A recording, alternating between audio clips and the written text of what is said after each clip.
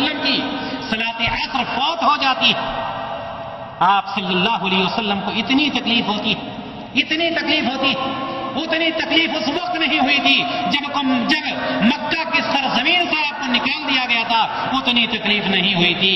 دلیل یہ ہے کہ اس وقت نبی کریم صلی اللہ علیہ وسلم نے بد دعا نہیں کی تھی، لیکن جب غزوہ خندق میں آپ کی نماز عصر فوت ہو جاتی ہے، قضا ہو جاتی ہے، دشمنوں سے لڑائی کے اس میں وقت نہیں ملتا ہے، نبی کریم صلی اللہ علیہ وسلم کے زبان مبارک سے نکلتا ہے ملع اللہ بیوتہم وقبورہم نارا کما حبسونا وشغلونا عن الصلاة الوسطی، کہ الہ العالمین تو ان کے گھروں کو اور ان کی قبروں کو آگ سے بھر دے جس طرح سے انہوں نے میری صلاۃ عصر کو فوت کرا دیا ہے۔ دینی بھائیوں اور دوست، یہ نماز کی محبت تھی نبی کریم، اور یہی وجہ تھی کہ نبی کریم صلی اللہ علیہ وسلم دنیا کو چھوڑ رہے ہیں، کسی کو کوئی وصیت نہیں۔ آج کل بندہ جب وہ دنیا چھوڑ رہا ہوتا ہے اپنے بیٹے سے وصیت کرتا ہے، بیٹا فلاں مقدمے میں میں نے کبھی موت نہیں کھائی ہے، تم مقدمہ جیت کر رہنا، اے بیٹے یہ کرنا وہ کرنا۔ نبی کریم صلی اللہ علیہ وسلم کیا فرما رہے ہیں؟ الصلاۃ والصلاۃ، پوری امت کے لیے یہ وصیت کر رہے ہیں کہ نماز میں سستی نہیں برتنا، نماز کو ترک نہیں کرنا۔ اسی طرح سے حضرت لقمان علیہ الصلوۃ والتسلیم بھی آخری وقت پر اپنے بیٹوں کو یہی وصیت کرتے ہیں، یا بنیا اقم الصلاۃ، اے بیٹے نماز کو قائم کرتے رہنا۔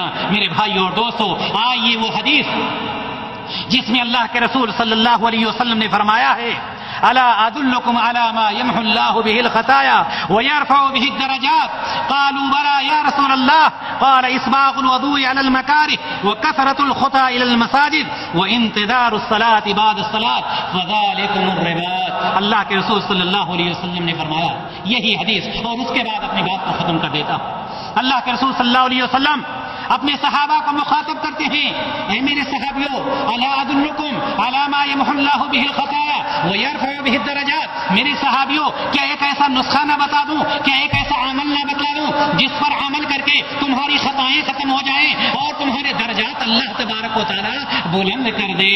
صحابہ نے فرمایا قالوا بلی یا رسول اللہ، اے اللہ کے رسول صلی اللہ علیہ وسلم آپ ضرور بتلائیے وہ کون سا نسخہ ہے، وہ کون سا عمل ہے جس کے ذریعے سے ہم گناہوں سے دور ہو جائیں گے اور اللہ تبارک و تعالی ہمارے اعمال میں ہمارے درجات کو بلند کر دے گا؟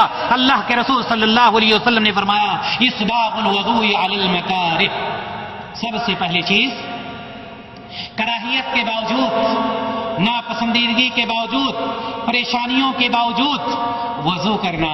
ٹھنڈی رات ہوتی ہے، فجر کی نماز ہے، مؤذن کہہ رہا ہے الصلاۃ الصلاۃ حی علی الصلاۃ حی علی الفلاح الصلاۃ خیر من النوم۔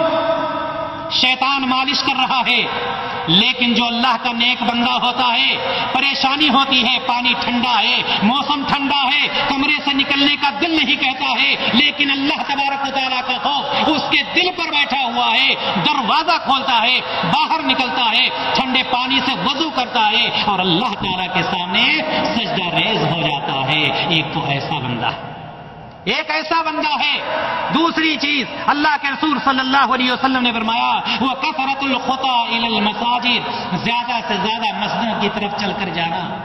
مسجدوں کی طرف کون جائے گا؟ مسجدوں کی طرف وہی جائے گا جس کو نماز پڑھنا ہے۔ آپ سب اپنے اپنے محلے میں دیکھیں، جو نمازی ہوتے ہیں وہ مدذان ہوتی ہے مسجد کی طرف جا رہے ہیں، اور جو نمازی نہیں ہوتے ہیں محلے میں مہینہ گزر جاتا ہے، سال گزر جاتا ہے، کوئی نہیں دیکھتا، صرف وہ اپنا گھر اور اپنی دکان یا اپنی فیکٹری یا اپنی کمپنی وہیں تک جاتے ہیں۔ وہ کثرۃ الخطى الى المساجد، زیادہ سے زیادہ نماز مسجد کی طرف جانا۔ وہ انتظار الصلاۃ بعد الصلاۃ، ایک نماز کے بعد دوسری نماز کا انتظار کرنا۔ یاد رکھیں گے اس چیز کو، ایک نماز کے بعد دوسری نماز کا انتظار کرنا۔ ابھی آپ نے عشاء کی نماز پڑھی ہے، فجر کا انتظار ہے۔ نبی کریم صلی اللہ علیہ وسلم فرماتے ہیں کہ اگر کوئی بندہ ایسی حالت میں رہتا ہے، دوسری نماز کے انتظار میں رہتا ہے، گویا کہ وہ نماز ہی میں رہتا ہے۔ میرے بھائی اور دوستو، انما الاعمال بالنیات، عمل کا دار و مدار نیت پر۔ خلاصہ کلام یہ کہ نبی کریم صلی اللہ علیہ وسلم نے ہمیں ایک طریقہ بتلایا ہے کہ ہم نماز کیسے قائم کریں، نماز کو کیسے ادا کریں، نماز کب قبول ہوگی۔